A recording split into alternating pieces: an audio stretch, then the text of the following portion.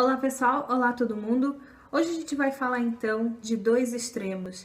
A extrema negatividade, aquela situação ou aquela pessoa que vai analisando as coisas e ela vê tudo de um ângulo muito negativo.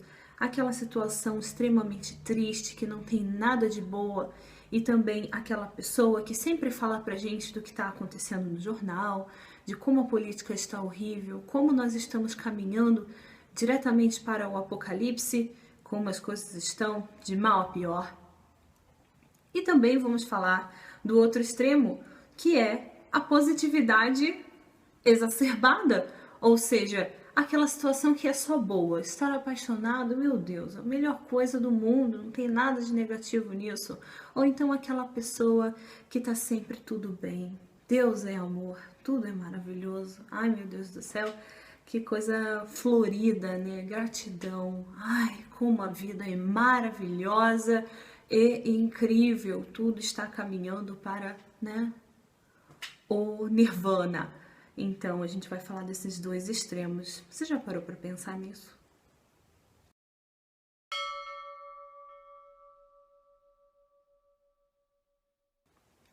Ok? Então, primeiro eu queria falar da extrema negatividade, né? Quando a gente vê uma pessoa, uma situação extremamente negativa, é aquela visão bem parcial. A gente vê as coisas, a gente acha, na verdade, que a gente está fazendo uma análise realista da coisa, né? E pode até ser uma realidade isso. No entanto, para essa análise ser realista, ela precisa considerar os dois lados, o que a gente vai fazer daqui a pouquinho. Então, a extrema negatividade ou aquela pessoa que é extremamente negativa, ela sempre vê todas as situações com o que ela chama de realismo, mas tendendo à dramaticidade, tendendo àquela coisa de tipo assim, nós estamos todos ferrados, nada está dando certo, nós, né, estamos nesse sofrimento, a vida é um sofrimento e tudo é assim, não adianta negar, nós vamos morrer, isso tudo aqui é à toa, né? Então ela tem uma dose de realismo porque isso é verdade. No entanto, essa é uma análise parcial.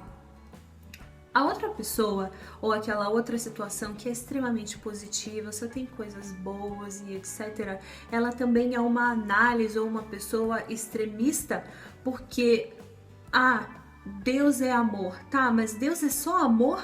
Quem foi que criou a violência? Quem foi que, né, deu a primeira ideia de eu vou criar os bichinhos, vou criar os homens e eles vão se matar entre si? O que foi que deu origem a isso? Eu nem vou colocar em nome de um ser assim, mas o que foi que deu origem a isso? Foi o amor? Foi a positividade? Foi aquela coisa mais florida, vamos todos viver em harmonia? Será que foi isso? Então, na minha visão, as coisas elas são sempre duais, tá? Elas têm sempre os dois lados. Ok, então vamos exemplificar isso. Por exemplo, eu passei por uma situação de autoconhecimento esses dias. E nessa situação de autoconhecimento foi algo que no início foi extremamente desagradável para mim. Eu tive um sentimento, uma sensação de ciúmes. E essa sensação ela foi bem primária e bem negativa. Porque quando eu me percebi com esse sentimento, eu vi que eu estava... enfim, que aquilo não ia me trazer nada de bom, que eu tava sentindo algo que era esquisito, que era negativo, que me trazia para baixo e que mostrava um lado meu que não era positivo, que era meio autodestrutivo, entende? Então, essa situação que me provocou essa sensação foi negativa para mim. Então, foi algo que, poxa, né, que sensação ruim que veio por dentro de mim. No entanto, depois de um tempo, depois de uma análise, de uma boa dose de autoconhecimento, de reflexão, eu percebi que essa situação serviu para me mostrar que essa sensação, esse sentimento estava dentro de mim e que isso faz parte da minha humanidade. E dentro dessa coisa de fazer parte da minha humanidade, ela também é algo que precisa ser lidado, compreendido. Então, essa situação que me provocou os ciúmes foi uma situação em que me fez crescer. e fez também perceber que as pessoas que foram objeto dos meus ciúmes, na verdade são pessoas muito amadas e muito queridas por mim, e que através desse processo de sentir algo ruim, ao invés de culpar o outro, eu decidi investigar em mim, independente do que as pessoas fizeram, eu decidi investigar em mim a origem, a causa e o sentimento que isso me dava, e isso revelou, na verdade, que eu gostava muito dessas pessoas e que eu acabei usando um instinto primário para revelar isso, além de outras coisas também que trouxeram à tona defeitos meus e falhas de caráter. Então foi uma situação positiva também. Então, entrando de novo no assunto, o que eu quero dizer é que as coisas, quando elas são duais, né, quando a gente faz uma análise de todas as situações e todas as coisas, a gente vai ver que tudo tem dois lados, tudo. Eu tenho um vídeo até que eu vou deixar o link aqui em cima para vocês, perguntando, você é bom ou você é mal? Você já fez essa análise? E no final desse vídeo a gente vai descobrir que, na verdade, tudo é bom e mal ao mesmo tempo. Eu não vou usar o termo aqui, nada é bom e nada é mal. Não, pelo contrário, tudo tem esses dois lados. Nesse mesmo vídeo eu falo sobre o símbolo Yin e Yang, e nessa coisa do símbolo do Yin e Yang, a gente vê que ele é um símbolo inteiro, que ele pode representar tanto uma pessoa, quanto uma situação, quanto, enfim, o que você quiser nomear. E dentro dessa coisa, o que essa coisa tem é um lado negativo, um lado destrutivo, né, a gente pode chamar assim, e um lado construtivo, amoroso, delicado. E dentro desses dois lados a gente vai ter a semente da destruição, a semente da construção e do amor, né, dentro dessa própria situação. Então, quando a gente escolhe ver as coisas dessa maneira, a gente percebe que eu não preciso, na verdade, me identificar com alguma coisa e começar a defendê-la ferrenhamente, né? Será que o vegetarianismo, ele é só positivo? Será que é realmente? Será que a alimentação onívora, ela é extremamente negativa? Eu preciso combater isso. Será que nós precisamos realmente combater isso como se fosse uma coisa só má, só ruim? Será que a gente precisa fazer esse movimento realmente? Então, quando a gente faz uma análise sincera, a gente descobre que não. Tudo é um movimento da vida, tudo é a vida fluindo, e nós precisamos ficar por cima disso. Não ficar por cima no sentido de sobrepujar, mas de enxergar além dessa coisa. Quando eu pratico esse tipo de visão, né, que ela é mais percebendo as coisas ruins, percebendo as coisas boas, muitas vezes isso me causa um conflito interno, eu preciso ser sincera para vocês. Porque quando eu vejo que tudo é ruim, tudo é mal dentro de si mesmo, eu fico assim, tá, então para que caminho eu vou? Então eu não vou escolher nada, né? Então tudo é ruim, tudo é mal, então tudo tanto faz, né? Então a gente fica com essa impressão. No entanto, quando a gente faz uma outra análise sobre esse tanto faz, a gente descobre que interiormente nós temos vontades de experienciar. Eu acredito que nós estamos nesse planeta para experienciar. A filosofia do Vedanta, ela fala um pouco disso através do Bhagavad Gita, onde Krishna vai explicando pra gente para que serve essa vida aqui. Então, pelo que eu lembro dessa filosofia, que também faz parte da minha interpretação da vida um pouquinho, o que eu vejo é que Krishna vai explicando pra gente que esse planeta, ele é como se fosse um palco de experiências. Então, quando a gente vem pra cá, a gente vem encarnado, ou seja, nós entramos no corpo de carne, e nesse corpo de carne você recebe também uma identidade, ou seja, você vira um personagem, e esse personagem, ele tem uma história a seguir. Então, nessa história a seguir, a gente tem o ego falando, eu quero isso, eu quero aquilo, isso eu vou rejeitar, isso eu não vou. Então, a minha personalidade vai ser assim, a minha personalidade vai ser assado.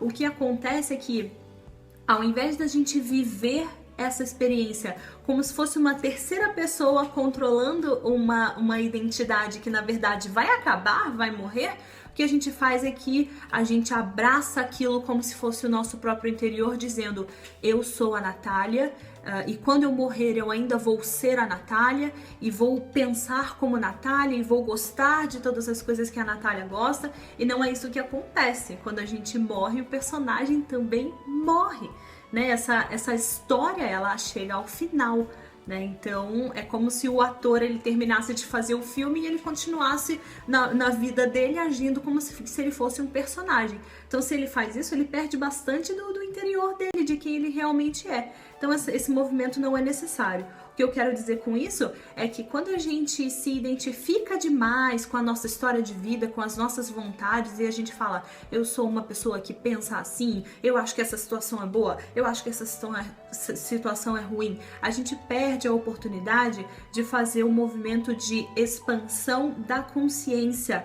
E eu acho que isso é viver um pouco mais a sua essência, viver mais em espírito, mesmo encarnado, do que identificado com esse ego que um dia vai morrer, né? Eu acho que isso é um viver um pouquinho mais avançado, sabe? Eu acho que vale a pena a gente ter um pouquinho desse jeito de enxergar a vida, vale a pena.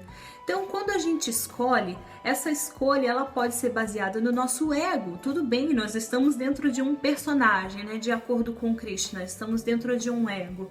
Então, toda vez que eu escolho alguma coisa, eu posso escolher porque eu tenho vontade mesmo. Eu não preciso ser essa coisa tipo assim: ah não, eu preciso me libertar de todas as escolhas, eu preciso fluir com a vida, agora a vida é que vai tomar conta. Não, a gente pode realmente tomar a iniciativa. No entanto, nós precisamos saber, entender e deixar isso bem claro para o nosso interior e para o ego também, que essa escolha ela é consciente, percebendo que essa situação ela vai ser positiva em algum aspecto, vai ser negativa em outro aspecto. Então aquela pessoa, aquela situação, se eu escolher minha alimentação vegetariana, ela vai me dar vantagens em alguns aspectos, ela vai me dar desvantagens em alguns aspectos também. Se eu escolher alguma corrente política, ou se eu escolher qualquer coisa, se eu escolher aquela pessoa, né, ela não vai ter só aspectos positivos ou negativos. Então tudo na nossa vida fica um pouquinho mais com uma visão mais completa e mais abrangente, e sem a gente se agarrar naquilo como se aquilo fosse assim a última maravilha do mundo. Isso aqui só tem alguma coisa de boa. Inclusive as religiões, entende? Inclusive as correntes de pensamento, elas têm vantagens e desvantagens. A verdade, ela não está encerrada em as polêmicas, né? A verdade, ela não consegue estar encerrada dentro de um sistema filosófico ou um sistema religioso.